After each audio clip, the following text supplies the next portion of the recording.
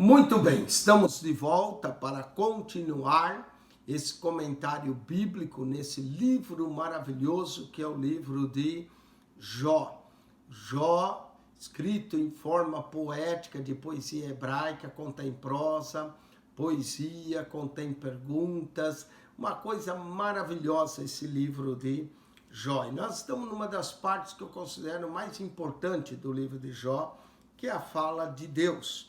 E os amigos de Jó deram razões falsas para o sofrimento. Deus fala, Deus também não explica o porquê do sofrimento, que Deus não tem que dar explicação para ninguém, como Eliú mesmo falou, Deus não precisa se explicar para ninguém. E o que nós vemos aqui, Deus falando, fazendo várias perguntas ao patriarca Jó. Agora no capítulo 40 e 41, Deus vai falar mais, vai a segunda fala, respondeu mais o Senhor a Jó e disse,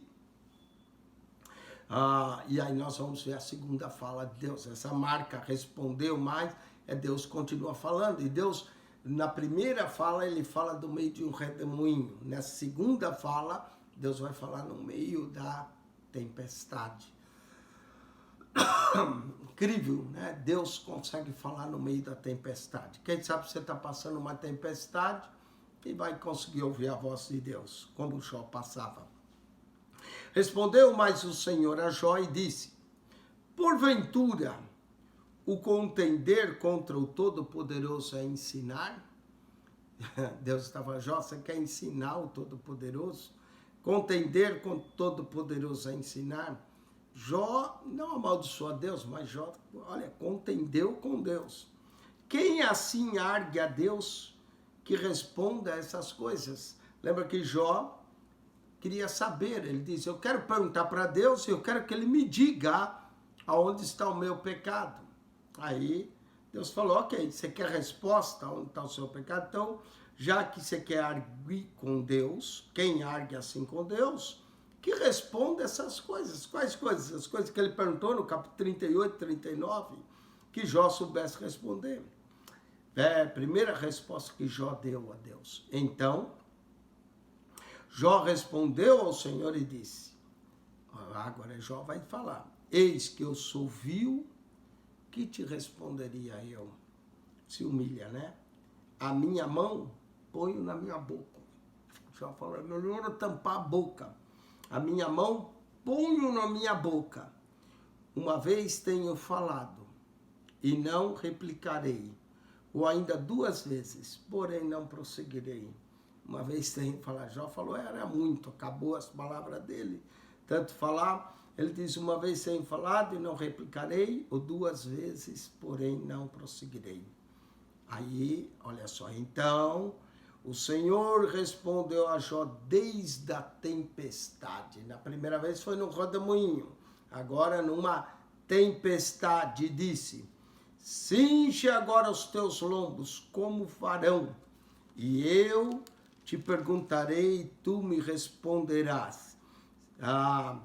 Interessante, no capítulo 38, verso 3, Deus diz, cinge os teus lombos como homem.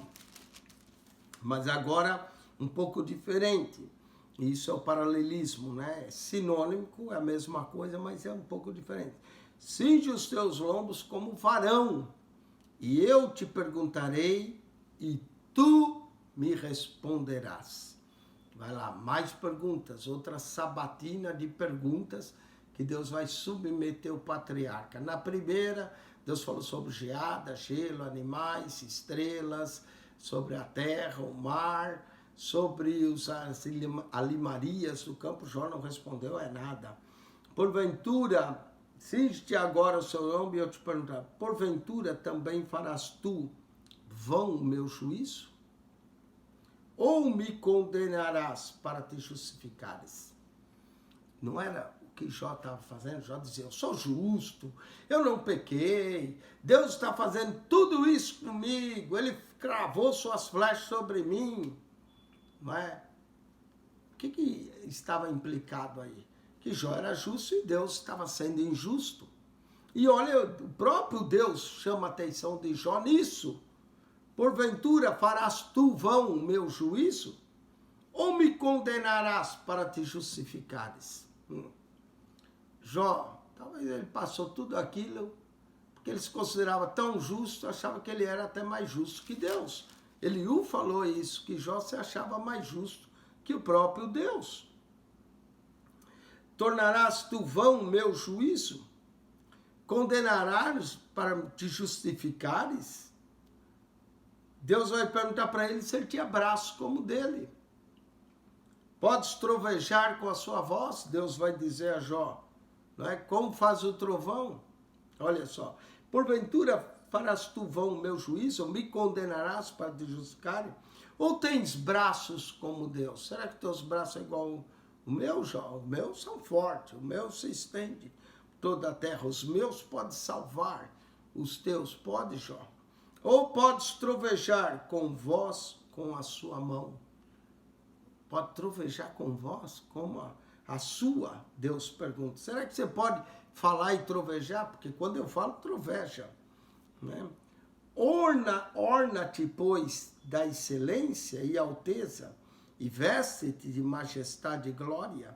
Olha que as vestes de Deus era majestade e glória. Né? Deus se orna de excelência e de alteza e se veste de majestade e glória.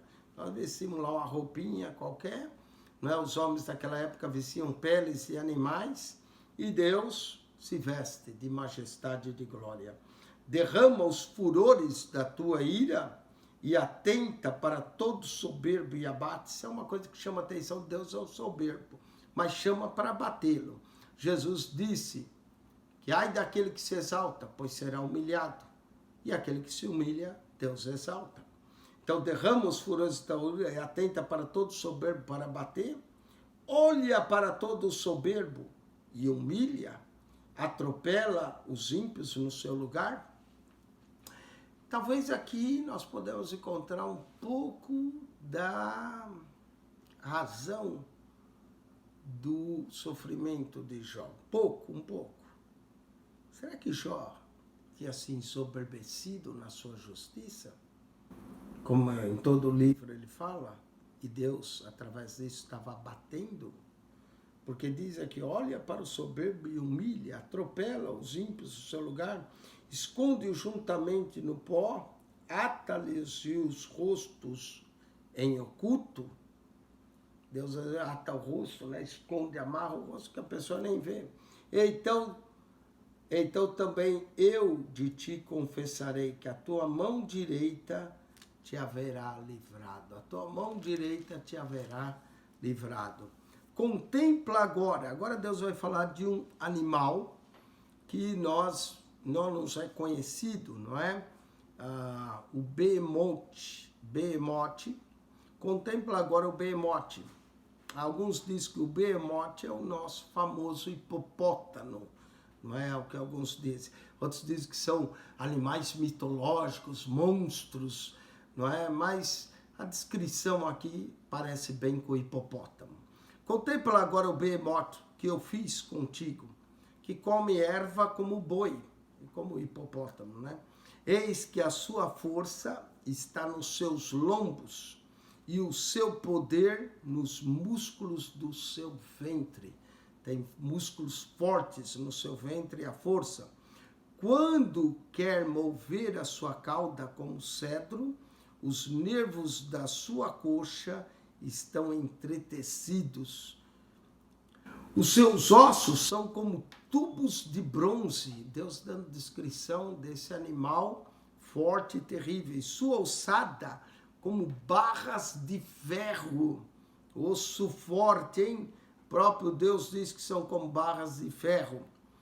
Ele é a obra-prima dos caminhos de Deus. Behemote é conhecido como o hipopótamo, né? O que o fez proveu da sua espada. Em verdade, os montes lhe produzem pasto, onde todos os animais do campo folgam. Deita-se debaixo das árvores sombrias, no esconderijo dos canaviais e da lama. Está aqui porque o Behemoth parece que o hipopótamo entra nos canaviais, se esconde ali da lama, não é? Fica ali, os canaviais da lama. As árvores sombrias o cobrem com a sua sombra, e os salgueiros do ribeiro o cercam. Eis que um rio transborda, e ele não se apressa, ele não fica com medo do rio que está transbordando, confiando que o Jordão possa entrar na sua boca. O Behemoth pensa que ele pode engolir o Jordão todo. Deus diz, confiando que o Jordão possa entrar na sua boca. Pode-lhe, porventura, caçar à vista de seus olhos, ou os laços lhe furaram o nariz? Quem é que pode caçar esse animal? Tem que ser pego de surpresa. Na verdade, a pele dele é bem forte. Poderia pescar com um anzol o Leviatã? O Leviatã, alguns acham que é um monstro marinho, outros, porém, chega a dizer que talvez era uma espécie de uma figura mitológica. Outros dizem que, pela descrição que vai se dar, ele se parece com um dragão, porque ele solta fogo da boca, né? Mas o Leviatã, ele, na verdade, poderia ser comparado com o crocodilo. Muitos dizem que o Behemoth é o hipopótamo e o Leviatã é o crocodilo, numa natureza de entender esse animal. Poderá pescar com anzol o Leviatã, ou ligarás a sua língua com corda? O que tenta fechar a boca do Leviatã, do crocodilo. Podes pôr uma corda no seu nariz, ou com um espinho furar-lhe a sua queixada, né? A pele do crocodilo é bem forte. Porventura multiplicará suas suplicações para contigo? Ou brandamente te falará? Você pode falar com o crocodilo brandamente? Fará ele concertos contigo? Ou tomarás tu por escravo para sempre? Quem é que pode tomar ele como escravo? Ele reage, não é? Brincarás com ele como se for um passarinho? Ou prenderás para as tuas meninas? Pode prender ele para as tuas meninas? Teus companheiros farão dele um banquete? Ou repartirão entre os negociantes? Encherás a sua pele de ganchos? Ou a sua cabeça de arpéus, de pescadores? Mas não dá, ele é forte mesmo. Põe a tua mão sobre ele, lembra-te da peleja, e nunca mais tal intentará. Tenta pegar ele, e aí você vai lembrar da peleja e não tenta mais. Eis que a sua esperança falhará, porventura nenhum a sua vista será derribado. Ninguém há tão atrevido que a despertá-lo se atreva. Ninguém é tão atrevido que se atreva a despertá-lo, não é? O Leviatã se atreva a despertá-lo. Quem, pois, é aquele que ousa erguer-se diante de mim? Olha só, ele faz a comparação. Se a pessoa teme o Leviatã, e o Leviatã é uma figura de crocodilo, quem, pois, é aquele que ousa erguer-se diante de mim? Deus diz, como é que você ergue? Se um animal, você já tem um certo receio, quanto mais erguer-se diante de mim. Quem primeiro, Deus faz essa pergunta, uma pergunta muito importante. Quem primeiro me deu para que eu haja de retribuir-lhe? Nós damos alguma coisa para Deus? O que nós damos para Deus, Deus nos deu primeiro.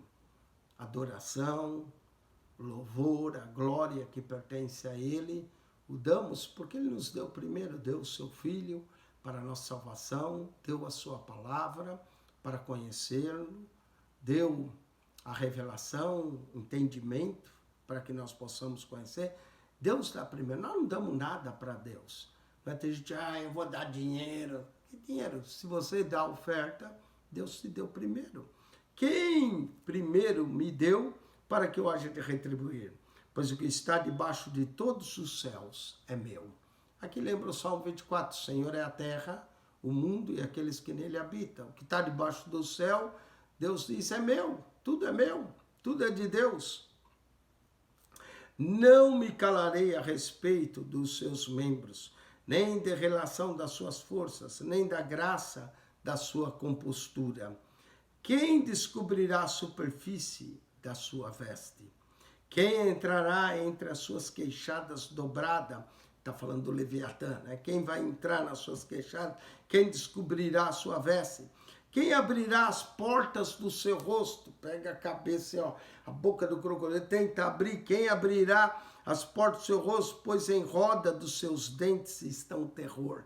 Se o crocodilo agarra com os dentes, quem é que pode puxar? Está o terror. As suas fortes escamas são excelentíssimas, cada uma fechada como um selo apertado. Já viu? As escamas dele são tão cerradas que é como um selo apertado. É uma das maravilhas da criação de Deus.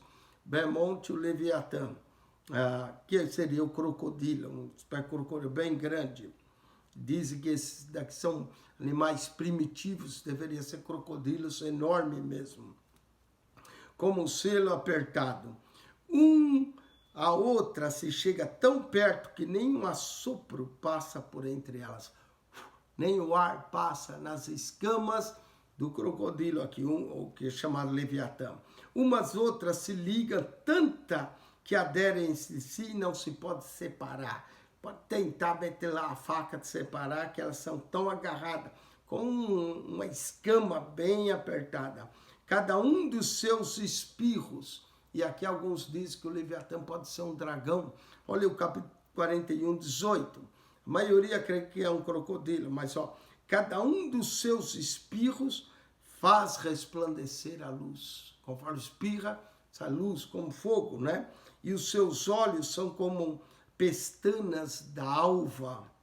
Da sua boca sai tochas e faíscas de fogo saltela. Por isso que alguns acreditam que o Leviatã é um dragão, porque da sua boca, né? O crocodilo é bem parecido, mas agora, ó, pode ser um tipo de dragão. Da sua boca saem tochas, faíscas e fogo saltela. Do seu nariz procede fumaça. Fumaça que sai da boca do dragão, não é? Fogo, fumaça do seu nariz. Então, aqui o Leviatã já não seria mais crocodilo. Há comentaristas que dizem Leviatã é um crocodilo, mas aqui dá a impressão que é um dragão. Seu nariz procede fumaça como de uma panela fervente ou de uma grande caldeira. O seu hálito faz acender carvões. Pode, quando eu falo ele gosta, ali acende carvões. E da sua boca sai chama de fogo da boca. Parece que a figura do Leviatã é a figura de um dragão. No seu pescoço pousa a força. Perante ele, até a tristeza salta de prazer. Muita gente diz aqui que a tristeza salta de prazer na presença de Deus, mas está falando do Leviatã, ou um tipo de uma figura mitológica, dragão, né?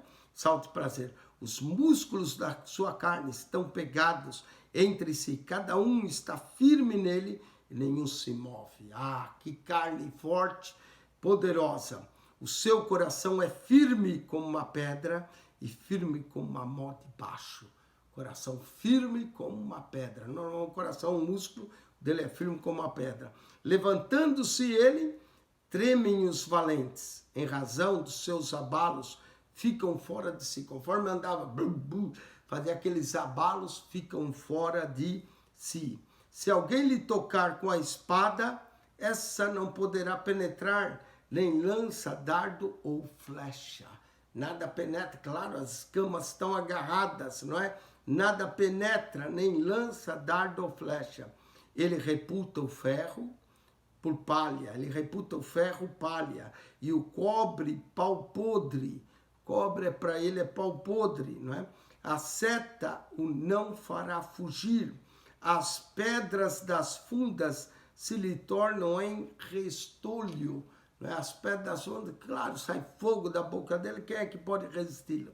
As pedras que atiram nele são para ele como arestas. Bate aquela pedra, não faz nada no corpo. E ri-se do brandir da lança. Pode vir com a lança, ri-se do brandir da lança. Debaixo de si tem conchas pontiagudas. Estende-se sobre coisas pontiagudas como na lama. Ele pode deitar em cima das coisas pontiagudas, não lhe afeta nada. As profundezas faz ferver como uma panela. Torna o mar como quando os urgentes fervem, torna o mar como após ele alumia o caminho, parece o abismo, tornando como brancura de cães. O Leviatã parece que habita também nas águas, alguns atribuem ele como um monstro marinho, não é? Alumia os caminhos, parece o abismo, tornando a brancura de cães. Na terra, não há coisa que lhe possa comparar. Nada se compara na terra com o Leviatã, pois foi feito para estar sem pavor. Não tem medo de nada, não tem pavor de nada.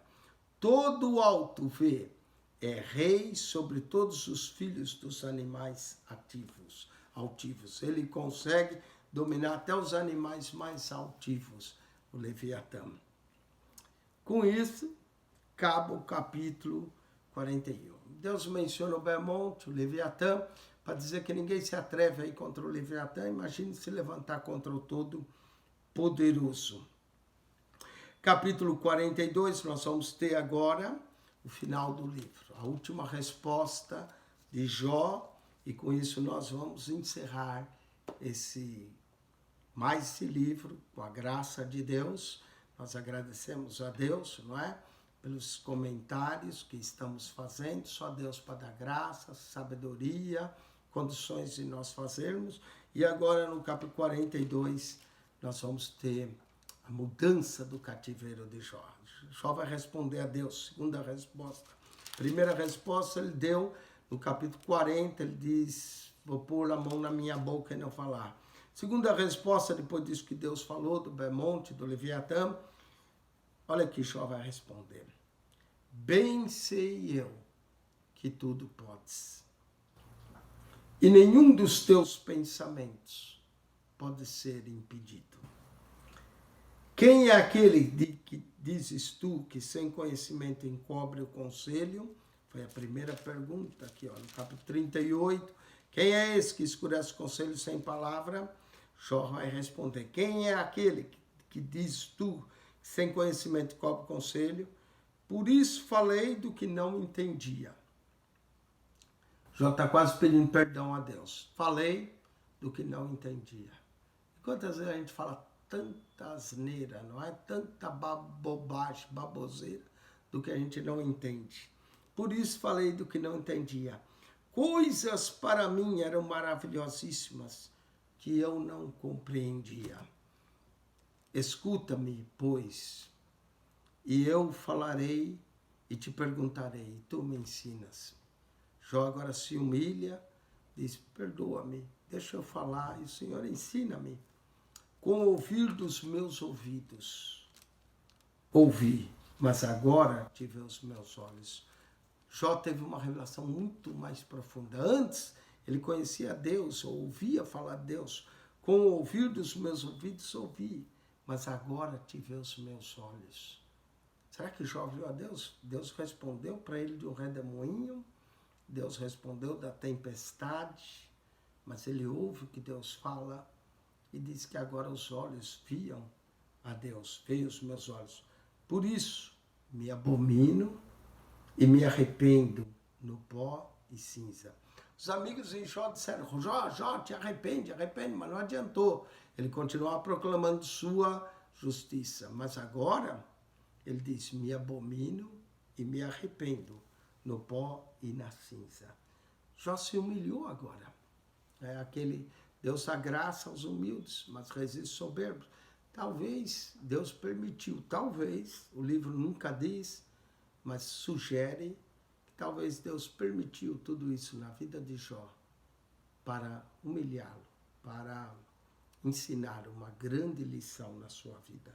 Por isso me abomino e me arrependo no pó e na cinza. Que coisa maravilhosa, né? Nós aprendemos aqui nessa fala de Jó. Bem sei que tudo podes, Deus pode tudo, Deus vê tudo, não é? Deus sabe tudo, Deus controla tudo, Deus acerta sempre, nunca erra, Deus sempre triunfa e Deus sempre tem a última palavra. Sucedeu, pois, que acabando o Senhor de dizer a Jó aquelas palavras, Deus primeiro falou com Jó. O Senhor disse a Elifaz. Agora Deus se dirige a Elifaz. O temanita. A minha ira se acendeu contra ti e contra os teus 2 amigos. Note que não fala nada de Eliú, não é? Deus falou que essa ira se acendeu de Elifaz e teus 2 amigos. Elifaz é o principal. Bildade e Zofar são os 2 amigos. Porque não disseste de mim o que era reto, como meu servo Jó. Deus admitiu que o que Jó falou era reto acerca dele, mas esses 2 aí, Elifaz, Bildade e Zofar, não disseram. Tomai, pois, 7 bezerros, 7, o número completo, e 7 carneiros. Eles deveriam levar 7 bezerros e 7 carneiros. E ide ao meu servo Jó, e ofereceis holocausto por vós. E o meu servo Jó orará por vós. Deus agora chama Jó de seu servo, né? Interessante, Jó era um servo de Deus. Deus também diz isso no capítulo 1, verso 8. Visse o meu servo Jó, e Jó era de fato servo de Deus.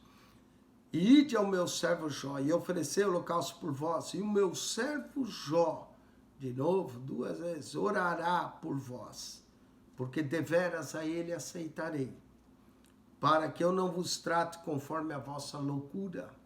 Deus ameaça tratar eles conforme a loucura deles, porque vós não falaste de mim que era reto, como o meu servo Jó. Interessante esse verso 8, leva Jó, ele orará, a ele eu ouvirei. Deus não ouve qualquer oração, quer dizer, Deus ouve tudo, mas Deus não atende a qualquer oração. É preciso ter uma certa, vamos dizer, um cartucho com Deus, né? Uma certa posição com relação a Deus, para ele ouvir. A Jó, Deus disse, eu ouço. Vai lá, ora, ele vai orar, ele vai fazer holocausto, 7 bezerros, 7 carneiros, para que eu não vos trate segundo a vossa loucura, porque vós não falaste em mim o que era reto, como meu servo Jó. Então foram, agora vai os 3 lá, humildemente, antes foram lá para consolar Jó e acabaram acusando Jó. Então foram Elifaz, o temanita, e Bildade, o suíta, e Zofar, o namatita. Interessante, quanto a Eliú nada é mencionado, Eliú não aparece, apareceu, falou e foi embora, né? E pronto, foi embora, ficou ali, ninguém sabe mais Eliú, não diz nem quando ele apareceu, nem quando ele saiu do livro. Por isso que muita gente acredita que Eliú poderia, mas Eliú era filho de um homem, claro que não se aplica, mas poderia ser Jesus, que ele aparece e desaparece. Como o Senhor lhes dissera, e o Senhor aceitou a face de Jó. O Senhor aceitou o holocausto de Jó. O Senhor aceitou a oração de Jó. E o Senhor virou o cativeiro. Quem vira o nosso cativeiro é Deus. O Senhor virou o cativeiro de Jó quando orava pelos seus amigos. Que verso tremendo. Muitas vezes o Senhor vira o nosso cativeiro quando nós temos a coragem de orar pelos nossos amigos. E o Senhor virou o cativeiro de Jó quando orava pelos seus amigos. E o Senhor acrescentou a Jó outro tanto a dobro, tudo quanto dantes possuía. O que Jó possuía, está lá no capítulo 1, a quantidade de animais que ele possuía, não é? Nós lemos no capítulo 1, verso 3, que Jó tinha um gado, 7.000 ovelhas, 3.000 camelos, 500 juntas de boi, 500 jumentas. Esse era o que Jó possuía, não é? Diz aqui, ó, e o Senhor deu em dobro tudo quanto Jó antes possuía. O Senhor vai dar em dobro o que ele possuía. Então, vieram a ele todos os seus irmãos. É interessante, Jó teve, num dos seus discursos, diz que os seus irmãos haviam fugido dele, seus parentes o abandonaram, não é? Jó menciona isso no capítulo 19, verso 3, Pois longe de mim a meus irmãos, e os que me conhecem deveram me estranharam. Capítulo 19, 14. Os meus parentes me deixaram, e os meus conhecidos esqueceram de mim. Agora, no verso de número 11. Então vieram a ele todos os seus irmãos. Não sabemos quantos irmãos ele tinha, mas veio todos eles e todas as suas irmãs. Jó tinha irmãos e irmãs, vieram a ele. Não é? Vai lembrar quando os irmãos de José vieram a ele. Então vieram a ele todos os seus irmãos, todas as suas irmãs, e todos quantos dantes o conheceram, e comeram com ele pão em sua casa, e se condoeram dele, e o consolaram de todo o mal que o Senhor lhe havia enviado. Olha, não nega que Deus permitiu esse mal, enviou a Jó esse mal, de todo o mal que o Senhor lhe havia enviado, e cada um deles lhe deu uma peça de dinheiro, e cada um pendente de ouro. Agora vieram os irmãos, vieram os conhecidos, tudo, ofertaram a Jó, cada um deu uma peça de ouro, uma peça de pendente de ouro, deram dinheiro, e Deus está mudando. Olha como Deus está mudando o cativeiro de Jó, não é? E assim, verso 12, o Senhor, assim abençoou o Senhor o último estado de Jó, mais do que o primeiro. Lembra que no primeiro ele tinha 7.000 ovelhas. Olha, ouça o verso 12 e compara o capítulo 1, verso 3. Diz assim, abençoou o Senhor o último estado de Jó mais do que o primeiro, porque teve 14.000 ovelhas. Lá ele tinha 7.000, agora ele teve 14.000. Às vezes eu pergunto, quem quer gostaria de ter o dobro tudo? Muita gente, eu quero. Aí eu pergunto, quem gostaria de perder tudo para ter o dobro? Aí muita gente, não quero, não é? Então presta atenção. Antes Jó tinha 7.000, agora ele vai ter 14.000. Antes, 1:3, diz que Jó tinha 3.000 camelos. E aqui diz, 42:12, teve 14.000 ovelhas. Antes ele tinha 7.000, agora tem 14.000. E 6.000 camelos. 6.000 camelo custa $2.000, mais ou menos um camelo. 3.000, Jó tinha 6 milhões. Agora ele tem 6.000, ele tem 12 milhões de dólares em camelo. 1.000 jumentas, antes ele só tinha 500, agora ele tem 1.000 jumentas de boi, 1.000 juntas de boi, quer dizer, 2 bois cada um. 1.000 juntas de boi e 1.000 jumentas, 1.000 jumentas. Olha só, em termos de estado, o último estado de Jó foi o dobro de tudo que ele tinha. Também teve 7 filhos. Alguém diz, mas ele também já tinha 7 filhos e 3 filhas antes? Mas se ele já teve 7 e 3, e agora ele tem mais 7, 3, dá para entender que é o dobro, não tinha que ter 20 agora. Também teve 7 filhos e 3 filhas. Jó tinha ficado desfilhado, mas agora Jó volta a ter 7 filhos e 3 filhas, e essas filhas vão ser lindas, não é? Interessante, a Bíblia normalmente não menciona o nome de muitas mulheres, menciona o nome de algumas. Por exemplo, o nome da mulher de Jó nunca é mencionado, mas diz aqui, e chamou o nome da primeira, Gemina, Gemima. Foi o nome da filha de Jó, chamou o nome dessa primeira de Gemima. Vamos ver o nome da segunda filha dele, não é? Chamou Gemima. E o nome da outra, Késia. E o nome da terceira filha dele foi Queren-Rapuque. Esses nomes têm significados, né? Esse nome das filhas de Jó vão ter um significado. Então presta atenção. Aqui menciona o nome dessas 3 filhas, e elas eram mulheres formosas. Diz que em toda a terra nunca houve mulheres tão formosas como as filhas de Jó, não é? Então, vamos ver o significado dessas meninas aqui. Primeira, Gemima. Gemima significa pombinha. E o nome da outra, Késia. Késia significa Cássia, não é? Cássia. e a outra Querem Rapuk, quer dizer belo vaso, belo vaso. Uma era uma pombinha, outra era uma cássia, não é? E outra era um belo vaso. O nome das 3 filhas de Jó são mencionadas aqui. Em toda a terra, e é esse o verso 15, em toda a terra não se acharam mulheres tão formosas como as filhas de Jó.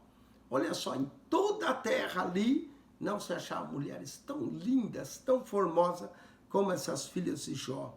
E seu pai lhe deu herança entre seus irmãos. Elas receberam sua herança entre seus irmãos.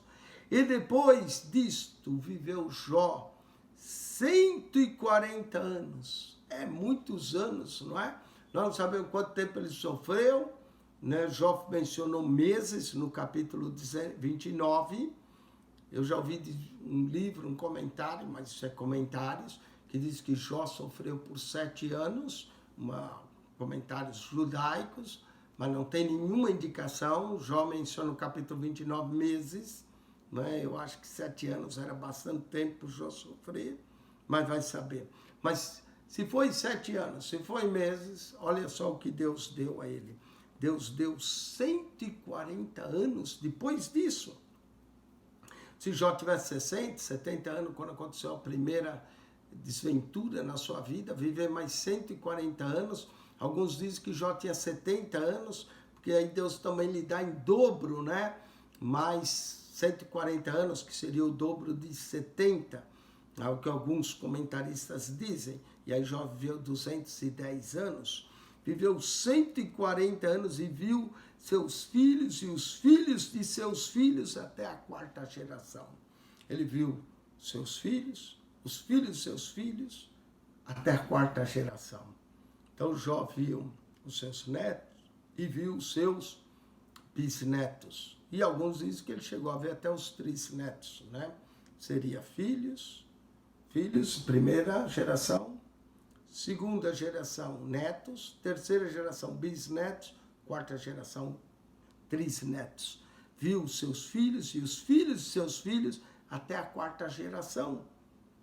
Verso 17. Então morreu Jó. Jó, interessante, no capítulo 17, ele diz que já estava aguardando a sepultura.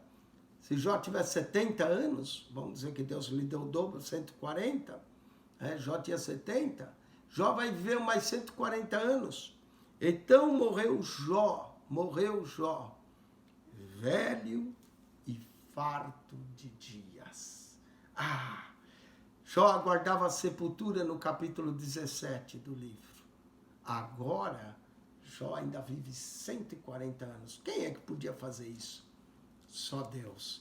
Esses 140 anos foram bênção na vida. Olha, morreu Jó, velho e farto de dias. Que grande bênção. Com isso, nós concluímos, pela graça de Deus, mais um livro, o livro de Jó. Já concluímos 18 livros do Antigo Testamento. O Antigo Testamento tem 39. Nos resta ainda 21 livros.